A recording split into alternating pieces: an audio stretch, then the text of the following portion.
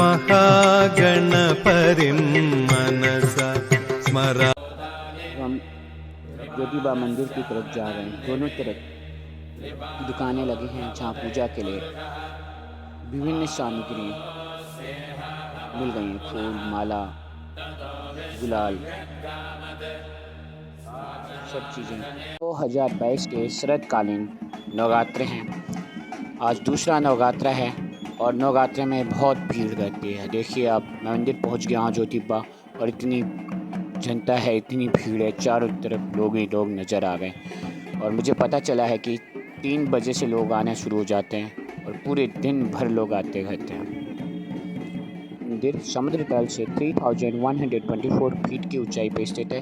ये ज्योतिबा को समर्पित है। मंदिर कोल्हापुर से 18 किलोमीटर उत्तर पश्चिम में है।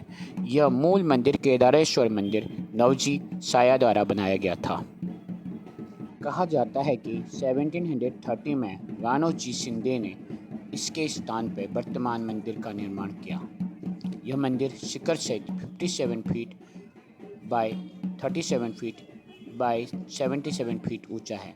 केदारेश्वर का दूसरा मंदिर 49 फीट और 22 फीट इंटू 89 फीट ऊंचा है। इस मंदिर का निर्माण दौलतगांव शिंदे ने 1808 में करवाया था।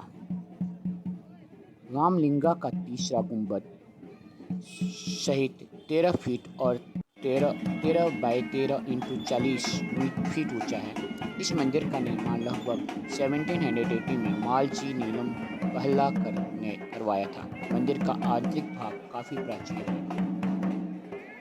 किंवदंती कहती है कि त्रिदेव विष्णु, ब्रह्मा और महादेव एक साथ देवता ज्योतिबा के रूप में अवतरित हुए। उन्होंने अंततः दुष्ट रत्नासुर को नष्ट कर दिया। ज्योतिबा ने राक्षसों से लड़ाई में अंबाबाई की मदद की। उन्होंने इस पर्वत पर अपना राज्य स्थापित किया और यह नाथ संप्रदाय के अंतर्गत आता है। भगवान ज्योतिबा ने रत्नासुर राक्षस को नष्ट करके उनके अत्याचार से इस क्षेत्र को मुक्त करा दिया।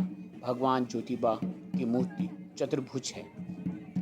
मैं सोचिए रहा था कि इतनी भीड़ में लाइन में कहाँ से लगूं, क्योंकि लोग तो रात को 3 बजे ही आ गए थे लाइन में लगने के लिए, और मैं सुबह 10-11 बजे पहुँच गया हूँ। सोचा, तभी पंडित जी की नज़र मुझ पे पड़ी और उन्होंने बुलाया, बोले आ जाओ मेरे साथ, ये पंडित वाली लाइन में आ जाओ। तो ज्योतिबा भी चाहते थे शायद कि मैं अंदर आऊँ, दर्शन करूँ।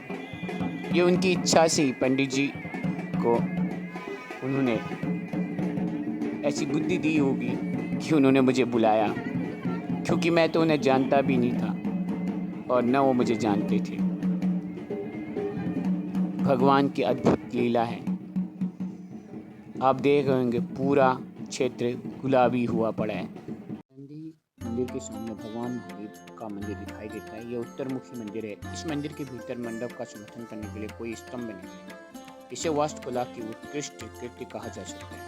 मंदिर के भीतर घर में बद्री केदार और काशी विश्वनाथ के तीर्थ हैं। श्री केदारनाथ ने अपने भक्तों के लिए इस पर्वत पर 12 ज्योतिर्लिंगों की स्थापना की, जिसमें पहला बद्री केदार है।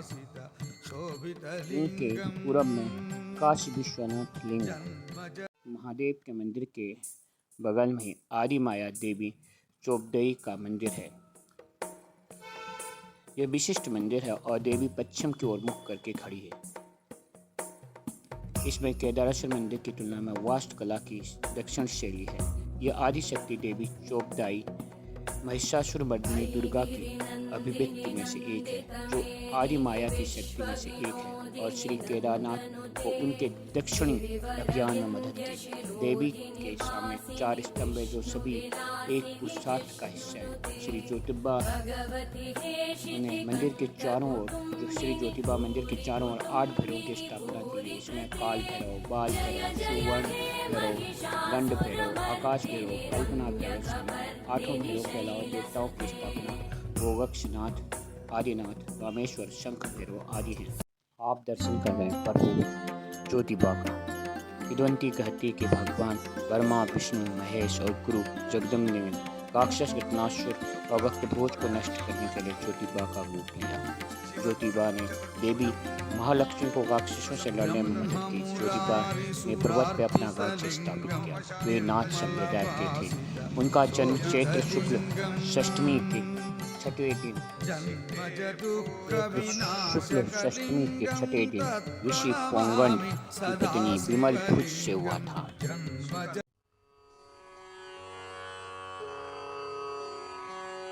ॐ शुक्लांबरधरं विष्णुं शशिवर्णं चतुर्भुजं प्रसन्नवदनं ध्यायेत्। ओंकार दीजिए, ओंकार दीजिए। से जाने वो आरती आ रही है। अच्छा भगवान की आरती। अच्छा, भगवान की आरती आ गई। अच्छा, ये शूट कर लेता हूँ। शुक्लांबरधरं विष्णुं शशिवर्णं तो आपने पीछे देखा प्रदीप जी थे, पुजारी हैं वो यहाँ के। उनकी सहायता से मैं अंदर जा पाया था उसमें, वरना इतनी भीड़ थी कि लाइन इतनी लंबी लगी हुई थी और लाइन में भी तीन लाइन एक साथ लगी हुई थी। तो उन्होंने मुझे ले गए थे। अभी मेरा सौभाग्य है कि 12 बजे भगवान की आरती निकलती है और ये पूरी आरती घोड़े और ऊँट के साथ निकलती है। ये देखिए, आप आरती देख पा गए होंगे। वहाँ पे वाद्य यंत्र बजते हैं, इसीलिए मैंने वहाँ की आवाज़ को म्यूट नहीं किया है। पूरी तरह से डब नहीं कर रहा हूँ मैं, उसी में बोलने की कोशिश कर रहा हूँ। हो सकता है आपको कम सुनाई दे या मिक्स सुनाई दे। ये हैं पुजारी प्रमोद जी, प्रदीप जी हैं। ये देखिए, आरती निकल चुकी है और इस आरती को, महाआरती को देखने का सौभाग्य मुझे प्राप्त हो गए। ढोल नगाड़ों के साथ और सनहाई के साथ चलती हुई आरती नजर आ गई मुझे। इसमें ऊँट भी है, घोड़ा भी है, भगवान का घोड़ा। तो 12 बजे दिन को निकलती है महाआरती। देखिए, वो मशाल जल रही है, आरती के साथ साथ चलते हैं लोग भी वीडियो शूट कर रहे हैं आरती की।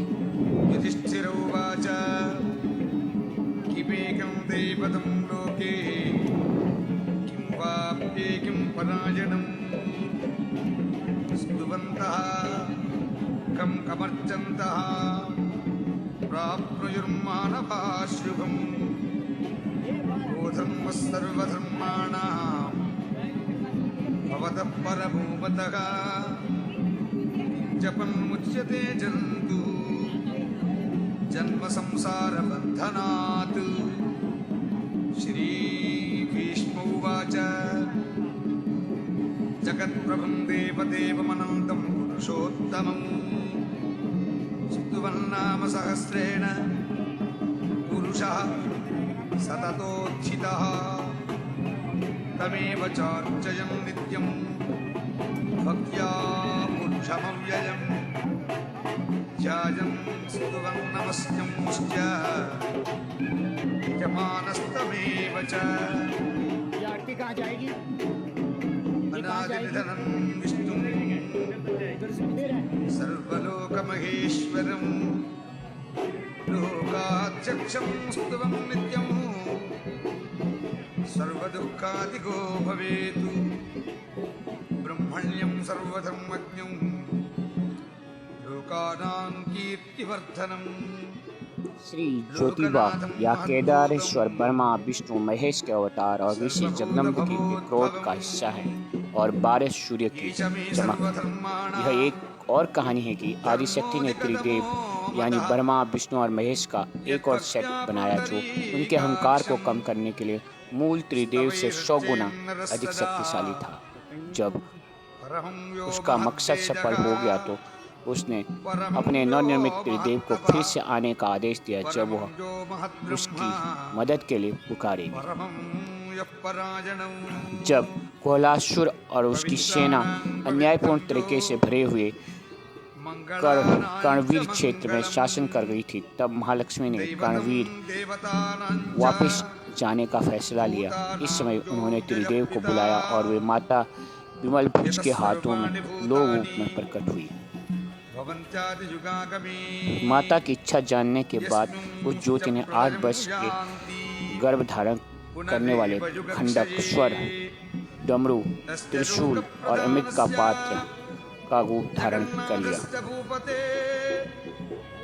विष्णोर्नाम सहस्रं मे शृणु पाप भयापहम् यानि नामानि गौणानि महाआरती में वो साथ चलते हैं तो बचती लिए हुए सेवक हैं उनके साथ, और उनकी आरती उतारी जाती है, उन्हें तिलक किया जाता है महिलाओं की तरह। उनके पाँव को जल से धोया जाता है और जगह जगह तख्त रखे हुए हैं, तख्तों पर खड़े होते हैं। देखिए महिलाएं पूजा के पाँव जल से धो रही हैं और फिर उनको तिलक कर रही हैं। शक्तिर्देवकी नंदनः त्रिशामाहृतयन्तस्य शान्त्यर्थे विनियुज्यते विष्णुं जिष्णुं महाविष्णुं प्रभविष्णुं महेश्वरं अनेकरूपदैत्यान्तं नमामि पुरुषोत्तमम्।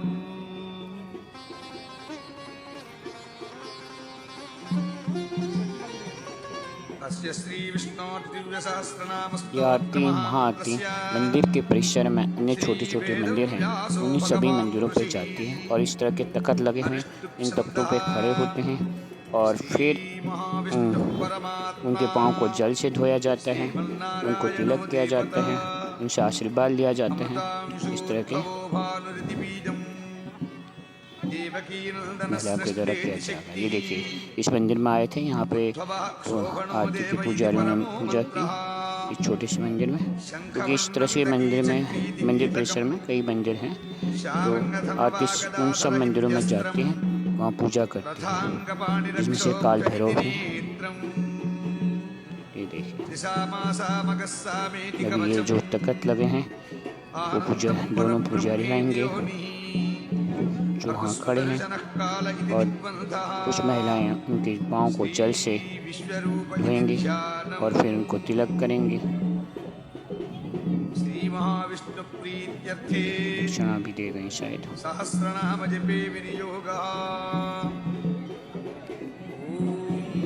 इसी तरह से अब इस वाले तख्त पे खड़े होंगे जो अभी मैंने दिखाया था आपको, देखो खड़े हो गए। फिर यहाँ दूसरी महिलाएं जल से उनके चरण को धोएंगे, उन्हें तिलक करेंगे। जल पीने के लिए भी देंगे। सुवर्णबिन्दुरक्षोभ्यैति अनामिकाभ्यां नमः निमिषो निमिषस्रग्वीति कनिष्ठिकाभ्यां नमः रथाङ्गपाणिरक्षोभ्यैति करतलकरपृष्ठाभ्यां नमः सुव्रतस्सुमुखस्सूक्ष्मैति ज्ञानाय मम हृदयाय नमः सहस्रमूर्तिर्विश्वात्मेति ऐश्वर्याय शिरसे स्वाहा सहस्रार्तिस्तप्तजिह्वैति शक्त्यै शिखायै वशतु त्रिशामासामकस्सामेति बलाय कवचाय हुम् रथाङ्गपाणिरक्षोभ्यैति नेत्रत्रयाय औषध शार्ङ्गधन्वा गदाधर इति वीर्याय अस्त्राय पटु ऋतुसुदर्शनः काल इति दिग्बन्धः पूरे मंदिर के परिसर में पहले फिर पुनः अगर रुकना हो जाएगी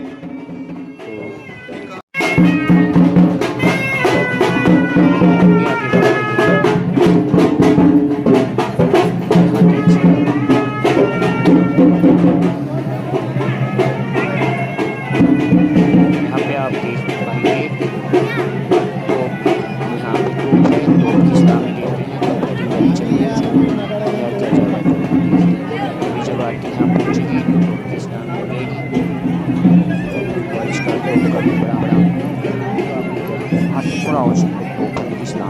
जाते हैं। पालकी शोहला हर रविवार पूर्णिमा के दिन मनाया जाता है। इन दिनों शाम 9 बजे भगवान को तोप की सलामी दी जाती है। विजय दशमी के दौरान शाम को 6 बजे 5 बार तोप की सलामी दी जाती है। चैत्र महोत्सव के दौरान मुख्य मंदिर में 2 बार तोप की सलामी दी जाती है।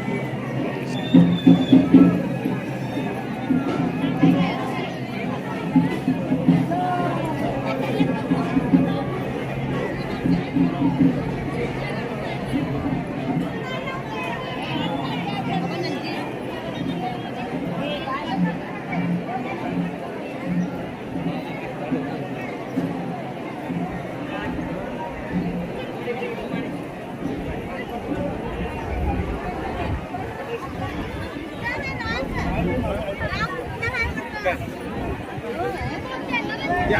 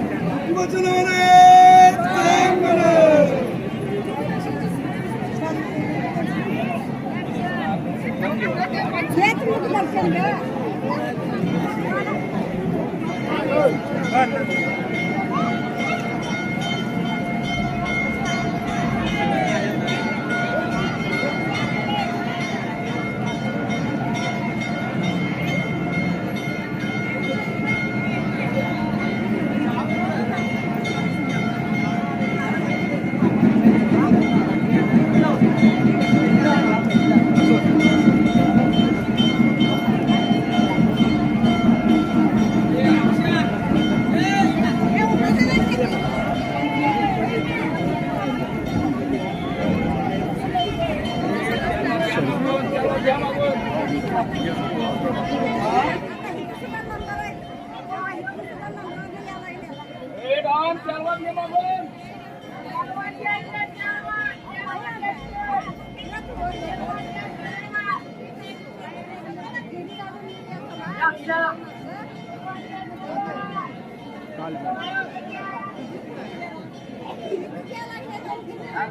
केदार अवतार के दौरान काल भैरव ने अलौकिक और महत्वपूर्ण भूमिका निभाई, इसलिए करवीर निवासिनी महालक्ष्मी ने उन्हें भैरव सेना का मुख्य कमांडर के रूप में चुना।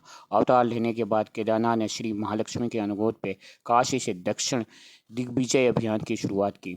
उस समय श्री काल भैरव ने केदारनाथ के अलौकिक कार्यों में भाग लेने का अनुरोध किया, इसलिए केदारनाथ ने खुशी खुशी उनके अनुरोध को स्वीकार कर लिया और दक्षिण अभियान में भाग लिया। जब तोरण भैरव ने विश्वासघात किया और घटनासुर से मिल गया तो काल भैरव को श्री महालक्ष्मी के सुझाव के अनुसार भैरव सेना के प्रमुख कमांडर के रूप में चुन लिया गया। काल भैरव ने अपनी अलौकिक शक्ति से दक्षिण अभियान में सफल होने में बहुत योगदान दिया।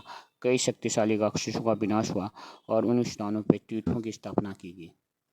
काल भैरव शिव शंकर के परख और गौरवशाली अवतार हैं जो चतुर्भुज हैं, हाथों में त्रिशूल, तलवार, अमृत पात्र हैं और श्री केदारनाथ की तरह ही खड़े रहते हैं।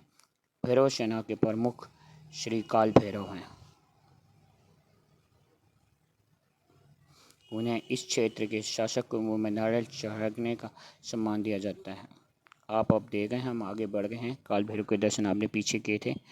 अब देखिए, हम गोल परिक्रमा कर रहे हैं मंदिर की और पूरे मंदिर को देखने की कोशिश कर रहे हैं। और अभी तक मुझे इसमें 3 एंट्रेंस गेट दिखाई दिए हैं। तीनों तरफ से आप इस मंदिर में प्रवेश कर सकते हैं। अद्भुत है ये मंदिर। मुख्य ज्योतिबा मंदिर में मंदिरों का एक समूह है जिसमें केदारनाथ मंदिर के अलावा कुछ विशिष्टताएं हैं, जिनमें से एक मंदिर नंदी मंदिर है। इस मंदिर की विशेषता यह है कि यह मंदिर दक्षिण मुखी है।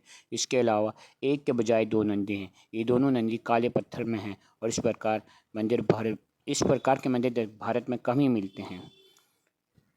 देखिए आप वो अब उन दोनों नंदियों को देख पा रहे होंगे जरा सा। ये देखिए, एक बड़ा दिखाई देगा, एक छोटा नंदी, और इसके ठीक सामने महादेव जी का केदारेश्वर का मंदिर है। केदारेश्वर का मंदिर देखिए कितनी भीड़ लगी है। ये छोटा नंदी मंदिर है जहाँ पे दो नंदी हैं, एक छोटा एक बड़ा, और इसके ठीक सामने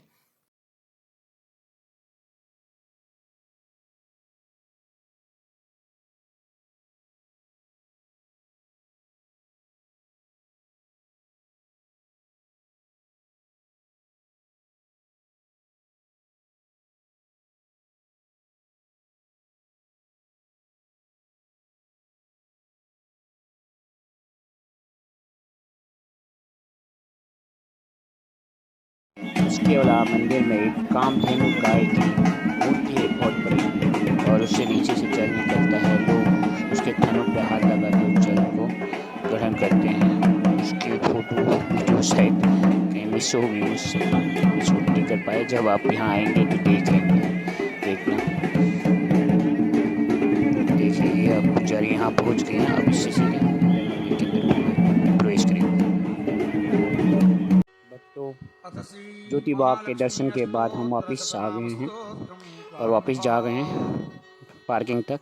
तो रास्ते में हमें माता के पंडाल नज़र आ गए। देखिए आज शरतकालीन नवरात्रा है 2022 का, तो जगह जगह लोगों ने पंडाल लगा रखे हैं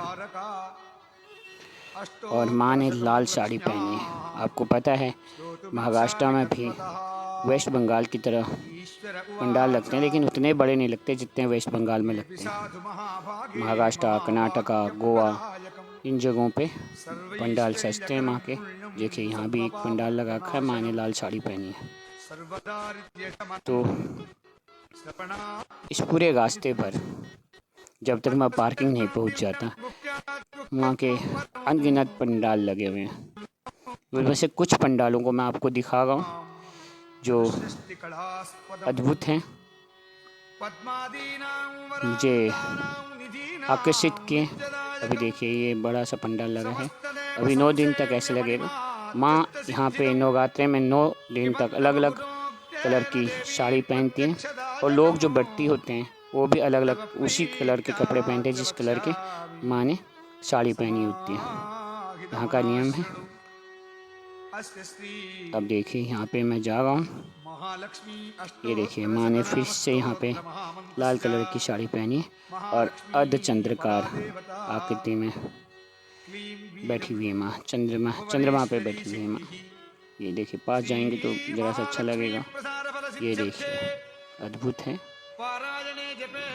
और फिर ये दूसरी जगह देखिए, यहाँ भी माँ लाल कलर की साड़ी पहनी है। मेरे ख्याल से आज दूसरा नवरात्र है, तो दूसरे नवरात्र में लाल कलर पहनते हैं, लाल कलर की साड़ी पहनती है माँ। जिनका व्रत होता है वो भी लोग उसी तरह के कपड़े पहनते हैं जिस तरह की माँ ने साड़ी पहनी होती है, ऐसा बोलते हैं।